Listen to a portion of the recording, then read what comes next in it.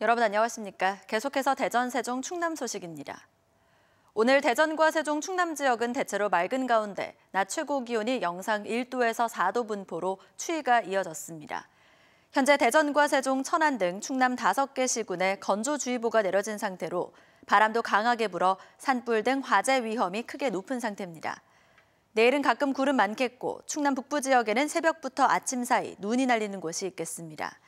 아침 최저 기온은 영하 9도에서 영하 4도, 낮 최고 기온은 영상 4도에서 6도로 오후부터 추위는 다소 풀리겠습니다. 최근 평년 기온을 밑도는 추위가 이어지면서 충남 가로림만과 천수만에 내려졌던 저수온주의보가 저수온 경보로 강화됐습니다. 오늘 오전 기준으로 가로림만과 천수만의 수온은 각각 2.6도, 3.6도로 해양수산부는 양식생물의 동사 방지를 위해 주의를 당부했습니다.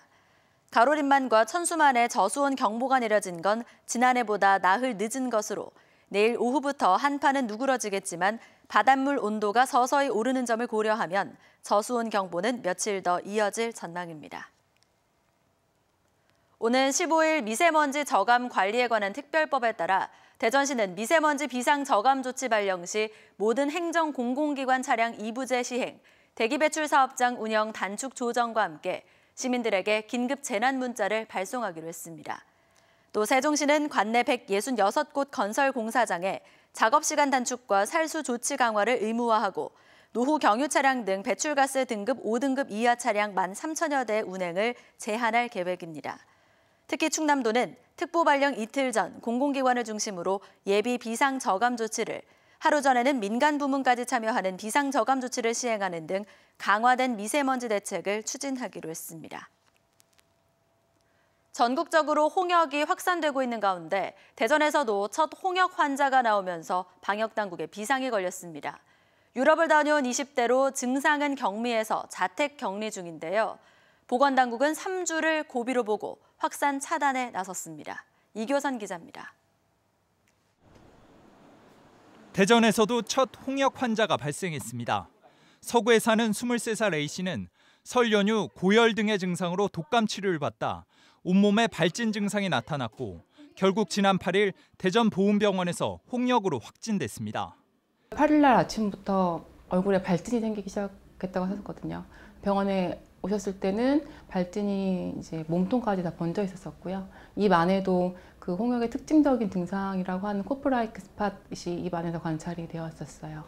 A씨는 지난달 23일까지 덴마크, 아이슬란드 등 홍역 유행 국가를 열흘가량 여행한 뒤 대전에만 머물렀으며 이들 국가 혹은 항공기가 감염 경로로 추정되고 있습니다. A씨는 현재 자택 격리 중이며 보건당국은 추가 유전자형을 분석 중입니다. 특히 A씨가 국가 홍역 예방접종을 한 번만 받던 1995년생인 점을 감안할 때 항체 부족도 홍역 감염의 한 원인으로 보고 있습니다. 또 A씨의 가족에 대한 항체 검사와 함께 귀국 후 같은 병원에 있었던 환자 등 300여 명에 대한 이상 여부를 확인하고 있습니다. 증세가 있는 경우에는 그 병원이나 보건소를 방문할 때 그 마스크를 좀 꼭 쓰고 그다음에 그 콜센터 1339의 안내에 따라서 그 의료기관을 가주는 게 다른 사람들의 접촉을 좀 많이 피할 수 있는 부분입니다. 보건당국은 홍역 유행 국가나 지역을 여행하려면 홍역 백신 2회 접종 여부를 확인해 미접종 시 추가 접종을 4주 전에 마칠 것과 함께 귀국 후 3주 이내 발열 시 1339 등으로 신고해 줄 것을 당부했습니다. MBC 뉴스 이교선입니다. 음주운전 처벌을 강화한 윤창호법 시행 이후 대전에서 첫 음주운전 사망 사고가 발생했습니다. 오늘 새벽 5시 반쯤 대전시 복명동 시외버스 정류소 인근에서 20대 남성이 만취 상태로 승용차를 몰다가 60대 여성을 치어 숨지게 한 뒤 마주오던 SUV 차량과 충돌해 2명을 다치게 하고 달아났습니다. 경찰은 인근 상가 주차장에서 운전자를 붙잡았으며 혈중 알코올 농도 측정 결과 면허 취소 수치인 0.184%로 확인됐습니다. 노인 운전자 교통사고가 꾸준히 늘면서 면허증 자진 반납 유도를 통해 교통사고 예방 효과를 높여야 한다는 목소리가 높아지고 있습니다. 지난 2017년 기준 대전, 세종, 충남 지역 노인 운전자 교통사고는 2,200여 건을 기록한 가운데 지난 3년간 대전의 증가율이 50%로 전국에서 가장 높았습니다. 운전면허 자진 반납 노인에게 교통비 지원 등 혜택을 주고 있는 부산에서는 지난해 신청자만 5천 명에 달하고 있으며 대전시도 자진 반납자를 늘려 교통사고를 줄이기 위해 혜택을 주는 방안을 검토하고 있습니다. 대전시가 연간 80여 명 수준인 교통사고 사망자를 앞으로 4년간 절반 이하로 줄이기 위한 교통정책 패러다임 전환에 나섭니다.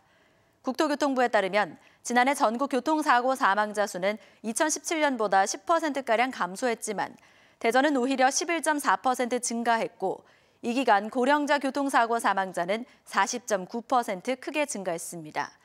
대전시는 보행자 보호구역 확대와 안전시설 증설 등 보행자 안전 중심 교통정책을 추진하고 2022년까지 5개 분야 23개 과제에 900억 원을 투입할 계획입니다. 경기도 안성에서 시작된 구제역이 열흘째 소강 상태를 보이는 가운데 충남도가 차단 방역에 힘을 쏟고 있습니다. 도는 설 연휴 기간 구제역 발생국을 다녀온 외국인 근로자 24명에 대해 귀국 후 닷새 동안 축사 출입을 금지하는 한편 도축장 등의 생석회 1.4톤을 공급하고 역학 농가 등 150가구를 특별 관리하고 있습니다. 방역 전문가들은 긴급 백신 접종 이후 항체가 형성되는 오는 15일까지가 구제역 확산 여부를 가를 고비가 될 것으로 전망했습니다. 한국기초과학지원연구원 KBSI가 정부 연구개발 과제를 부실하게 관리했다는 의혹이 제기된 연구원과 관련 업체 대표 등 2명을 검찰에 수사 의뢰했습니다. 이번 수사 의뢰는 지난 2014년부터 2016년 사이 KBSI의 모 장비 개발 수탁 과제와 관련해 관련 업체가 납품한 수준이 낮은 기술을 수준이 높은 것처럼 꾸며 연구비를 지급했다는 의혹과 관련 있는 것으로 알려졌습니다. 대전이었습니다. 고맙습니다.